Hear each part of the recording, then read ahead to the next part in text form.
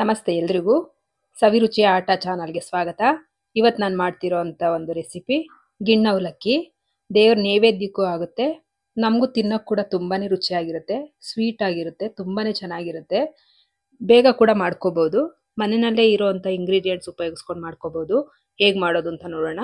ಅದಕ್ಕೂ ಮೊದಲು ನನ್ನ ಚಾನಲ್ ಸಬ್ಸ್ಕ್ರೈಬ್ ಮಾಡ್ಕೊಂಬಿಡಿ. ಗಿಣ್ಣು ಅವಲಕ್ಕಿ ಮಾಡೋದಕ್ಕೆ ನಾನಿಲ್ಲಿ 1 ಕಪ್ ಅಷ್ಟು ಅವಲಕ್ಕಿ ತೊಗೊಂಡಿದ್ದೀನಿ. ನೋಡಿ, ಈ ರೀತಿ ಗಟ್ಟಿ ಅವಲಕ್ಕಿ ತೊಗೊಂಡಿದ್ದೀನಿ. 1 ಕಪ್ ಆಗುವಷ್ಟು ನೀಟಾಗಿ ಕ್ಲೀನ್ ಮಾಡಿ ತಗೊಂಡಿದ್ದೀನಿ. ಇವಾಗ ನಾನು ಯಾವ ಕಪ್ಪಲ್ಲಿ ಅವಲಕ್ಕಿ ತೊಗೊಂಡಿದ್ದೀನೋ ಅದೇ ಕಪ್ಪಲ್ಲಿ 1 ಕಪ್ಪು ಬೆಲ್ಲ ತೊಗೊಂಡಿದ್ದೀನಿ. ಪುಡಿ ಮಾಡಿ ಇಟ್ಕೊಂಡಿದ್ದೀನಿ ಬೆಲ್ಲನ ನಾನಿಲ್ಲಿ. ಇವಾಗ ಇದ್ರ ಜೊತೆಗೆ ನಾನು ಒಂದು 4 ಎಲೆಯಷ್ಟು ಕೇಸರಿ ದಳ ತೊಗೊಂಡಿದ್ದೀನಿ. ನೋಡಿ, ಈ ಥರ ಕೇಸರಿ ಬರುತ್ತಲ್ವ, ಅದು ಕೇಸರಿ ದಳ. ಮತ್ತು 4ರಿಂದ 5 ಏಲಕ್ಕಿ ಕಾಯಿ, ಸ್ವಲ್ಪ ದ್ರಾಕ್ಷಿ, ಒಣ ದ್ರಾಕ್ಷಿ ತೊಗೊಂಡಿದ್ದೀನಿ, ಸ್ವಲ್ಪ ಗೋಡಂಬಿ ತೊಗೊಂಡಿದ್ದೀನಿ, ಮತ್ತು 1 ಲೀಟ್ರಷ್ಟು ಹಾಲು ತೊಗೊಂಡಿದ್ದೀನಿ. 1 ಲೀಟ್ರ್ ಹಾಲು. ಇವಾಗ ನಾನು ಮೊದಲಿಗೆ ಇಲ್ಲೊಂದು ಪಾತ್ರೆ ಇಟ್ಕೊಂಡು ಬೆಲ್ಲ ನೆನೆಯಕ್ಕೆ ಇಟ್ಕೊಂಡ್ಬಿಡ್ತೀನಿ. ಬೆಲ್ಲದಲ್ಲಿ ಏನಾದರೂ ಗಲೀಜಿದ್ರೆ, ಕಲ್ಲೆಲ್ಲ ಇದ್ದರೆ ಅಂದ್ಬಿಟ್ಟು ಯಾವಾಗಲೂ ಅಷ್ಟೇ ಬೆಲ್ಲನ ನಾವು ನೆನೆಸ್ಕೊಂಡು ಕ್ಲೀನ್ ಮಾಡ್ಕೊಂಡು ಸೋಸ್ಕೊಂಡು ಹಾಕ್ಕೊಂಡ್ರೆ ಒಳ್ಳೆಯದು. ತಿನ್ನಬೇಕಾದ್ರೆ ಏನೂ ಸಿಗಲ್ಲ, ಕಬ್ಬುದು ಎಲ್ಲ. ನೋಡಿ, ಈ ರೀತಿಯಾಗಿ ಇವಾಗ ನಾನು ನೆನೆಯಕ್ಕೆ ಇಟ್ಟಿದ್ದೀನಿ. ಅದಾದಮೇಲೆ ನಾನು ಸ್ಟವ್ ಹಚ್ಕೊಂಡು ಒಂದು ಬಾಣಲೆ ಇಟ್ಕೊಂಡು ಬಾಣಲೆನಲ್ಲಿ ಅವಲಕ್ಕಿನ ಚೆನ್ನಾಗಿ ಹುರ್ಕೋಬೇಕು. ಅವಲಕ್ಕಿ ಸ್ವಲ್ಪ ಬಣ್ಣ ಚೇಂಜ್ ಆಗೋವರೆಗೂ ಹುರ್ಕೊಂಬಿಡೋಣ. ಮೀಡಿಯಂ ಫ್ಲೇಮಲ್ಲಿ ಹುರ್ಕೋಬೇಕು, ಇಲ್ಲಾಂದರೆ ಸೀದೋಗ್ಬಿಡುತ್ತೆ. ನೋಡಿ, ಈ ರೀತಿಯಾಗಿ ಹುರಿತಾ ಇದ್ದೀನಿ ನಾನು. ಬಣ್ಣ ಚೇಂಜ್ ಆಗ್ತಾ ಬಂತು ನೋಡಿ ಅವಲಕ್ಕಿ. ಇವಾಗ ನಾನು ಒಂದು ಪಾತ್ರೆಗೆ ಎತ್ತಿಟ್ಕೊಂಡ್ಬಿಡ್ತೀನಿ ಅವಲಕ್ಕಿನ ತಣ್ಣಗಾಗಲಿ ಅಂತ. ಇವಾಗ ನಾನು ಒಂದು 2 ಟೇಬಲ್ ಸ್ಪೂನ್ ಅಷ್ಟು ಅದೇ ಬಾಣಲೆಗೆ ತುಪ್ಪ ಸೇರಿಸ್ಕೊಂಡಿದ್ದೀನಿ. ತುಪ್ಪ ಇವಾಗ ಕಾಯಿಸ್ಕೊಂಡಿದ್ದಂಥದ್ದು, ಅದಕ್ಕೆ ಬಿಸಿ ಇದೆ. ತುಪ್ಪಕ್ಕೆ ಇವಾಗ ನಾನು ಗೋಡಂಬಿ ಸೇರಿಸ್ಕೊಂಡಿದ್ದೀನಿ. ಗೋಡಂಬಿನ ತುಪ್ಪದಲ್ಲಿ ಹುರ್ಕೊಂಡಾದ್ಮೇಲೆ ಒಂದು ಬಟ್ಲಿಗೆ ಎತ್ಕೊಂಡು ಸೇರಿಸ್ಕೊತೀನಿ. ಅಂದರೆ ಫ್ರೈ ಆದಮೇಲೆ ಸ್ವಲ್ಪ ಬಣ್ಣ ಚೇಂಜ್ ಆದರೆ ಸಾಕು. ಇವಾಗ ನಾನು ಅದೇ ತುಪ್ಪಕ್ಕೆ ಮತ್ತೆ ದ್ರಾಕ್ಷಿನೂ ಸೇರಿಸ್ಕೊಂಡಿದ್ದೀನಿ. ದ್ರಾಕ್ಷಿ ಕೂಡ ಸ್ವಲ್ಪ ಫ್ರೈ ಮಾಡ್ಕೊಂಬಿಡೋಣ. ನೋಡಿ, ಈ ರೀತಿಯಾಗಿ ಫ್ರೈ ಮಾಡಿಕೊಂಡು ಇದನ್ನು ಕೂಡ ಒಂದು ಬಟ್ಲಿಗೆ ಸೇರಿಸ್ಕೊಂಡ್ಬಿಡ್ತೀನಿ. ನೋಡಿ, ಆಗಿದೆ ದ್ರಾಕ್ಷಿ.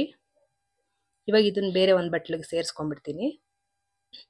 ಇವಾಗ ಇದೇ ಬಾಣಲಿಗೆ ನಾನು 1 ಲೀಟ್ರ್ ಹಾಲು ತೊಗೊಂಡಿದ್ದೀನಿ ಅಲ್ವಾ, ಆ ಹಾಲು ಪೂರ್ತಿಯಾಗಿ ಸೇರಿಸ್ಕೊತೀನಿ.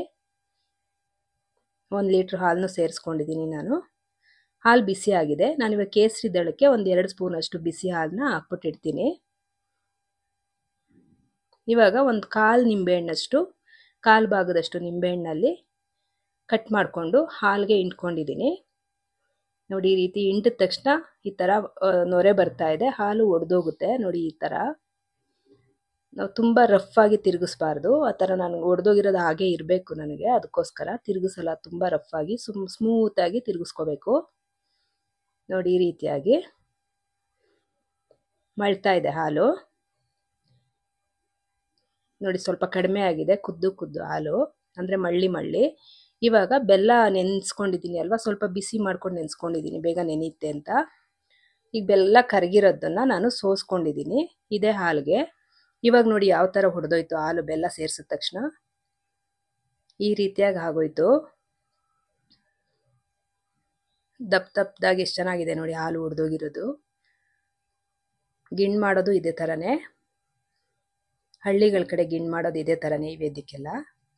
ಇವಾಗ ನಾನು ಮಳ್ತಿರೋಂಥ ಹಾಲಿಗೆ ಹುರಿದಿಟ್ಕೊಂಡಿದ್ದೀನಿ ಅಲ್ವಾ ಅವಲಕ್ಕಿ, ಅದನ್ನು ಸೇರಿಸ್ಕೊಂಡಿದ್ದೀನಿ. ಅವಲಕ್ಕಿ ಸೇರಿಸ್ಕೊಂಡು ಒಂದು 5ರಿಂದ 6 ನಿಮಿಷ ಚೆನ್ನಾಗಿ ಕೈ ತಿರುಗಿಸ್ಕೊಂಡು ಬೇಯಿಸ್ಕೋಬೇಕು. ಚೆನ್ನಾಗಿ ಬೇಯಬೇಕು ಅವಲಕ್ಕಿದು. ಈ ರೀತಿ ಕುದೀತಾ ಇದೆ, ತಿರುಗಿಸ್ಕೊತಾ ಇರಬೇಕು. ನೋಡಿ, ಈ ರೀತಿಯಾಗಿ ಹಾಲು ಒಡೆದೋಗಿರೋದು ನೋಡಿ ಯಾವ ಥರ ಕಾಣಿಸ್ತಾ ಇದೆ. ಇವಾಗ ನಾನು ಕೇಸರಿ ನೆನೆಸಿಟ್ಕೊಂಡಿದ್ದೆ ಅಲ್ವಾ ಹಾಲಲ್ಲಿ, ಅದನ್ನು ಸೇರಿಸ್ಕೊಂಡಿದ್ದೀನಿ. ಅದ್ರ ಜೊತೆಗೆ 2ರಿಂದ 3 ಟೇಬಲ್ ಸ್ಪೂನು ತುಪ್ಪ ಸೇರಿಸ್ಕೊಂಡಿದ್ದೀನಿ. ತುಪ್ಪ ಸೇರಿಸ್ಕೊಂಡ್ಮೇಲೆ ಒಂದ್ಸಲಿ ಚೆನ್ನಾಗಿ ಮಿಕ್ಸ್ ಮಾಡ್ತೀನಿ. ನೋಡಿ ಯಾವ ರೀತಿ ಬೇಯ್ತಾ ಇದೆ ಅಂತ ಗೊತ್ತಾಗುತ್ತೆ ನಿಮಗೆ. ಇವಾಗ ನಾನು ದ್ರಾಕ್ಷಿ ಮತ್ತು ಗೋಡಂಬಿ ಎರಡೂ ಫ್ರೈ ಮಾಡಿ ಎತ್ತಿಟ್ಕೊಂಡಿದ್ದೆ ಅಲ್ವಾ, ಅದನ್ನು ಸೇರಿಸ್ಕೊತಾ ಇದ್ದೀನಿ. ದ್ರಾಕ್ಷಿ ಗೋಡಂಬಿ 2 ಸೇರಿಸಿದ್ದೀನಿ. ಇವಾಗ ನಾನಿಲ್ಲಿ ತಿರುಗಿಸಲ್ಲ, ಹಾಗೆ ಮುಚ್ಚಿಟ್ಬಿಡ್ತೀನಿ. ಮುಚ್ಚಿಬಿಟ್ಟು ಫುಲ್ಲು ಲೋ ಫ್ಲೇಮಲ್ಲಿ ಒಂದು 5 ನಿಮಿಷ ಬೇಯಿಸ್ತೀನಿ. ನೋಡಿ, ಇವಾಗ ಈ ಥರ ಆಗಿದೆ ಬೆಂದ ಮೇಲೆ. 5 ನಿಮಿಷ ನಾನು ಏನು ತೆಗೆದೇ ಇರಲಿಲ್ಲ ಮುಚ್ಚಳನ, ಇಷ್ಟು ಚೆನ್ನಾಗಿ ಹಂಗೆ ಅಂದರೆ ಹಳ್ಕೊಂಡಿದೆ, ಪೂರ್ತಿಯಾಗಿ ಹರಳ್ಕೊಂಡಿದೆ ಅವಲಕ್ಕಿ ಎಲ್ಲ. ಇಷ್ಟಾದರೆ ಸಾಕು, ನೈವೇದ್ಯ ರೆಡಿ ಆಯಿತು. ನಮಗೂ ತಿನ್ನೋದಕ್ಕೂ ತುಂಬ ರುಚಿಯಾಗಿರುತ್ತೆ. ಯಾವಾಗಲೂ ಒಂದೇ ರೀತಿ ಪೊಂಗಲೆಲ್ಲ ಮಾಡ್ಕೊಂಡು ತಿನ್ನೋದ್ರ ಬದಲು ಈ ರೀತಿನೂ ಮಾಡ್ಕೊಂಡು ತಿನ್ಬೋದು. ತುಂಬಾ ರುಚಿಯಾಗಿರುತ್ತೆ. ನಿಮಗೂ ವಿಡಿಯೋ ಇಷ್ಟ ಆಗಿದ್ದರೆ ನನ್ನ ಚಾನಲ್ ಸಬ್ಸ್ಕ್ರೈಬ್ ಮಾಡ್ಕೊಳ್ಳಿ, ಲೈಕ್ ಮಾಡಿ, ಶೇರ್ ಮಾಡಿ, ಕಮೆಂಟ್ ಮಾಡಿ. Thank you.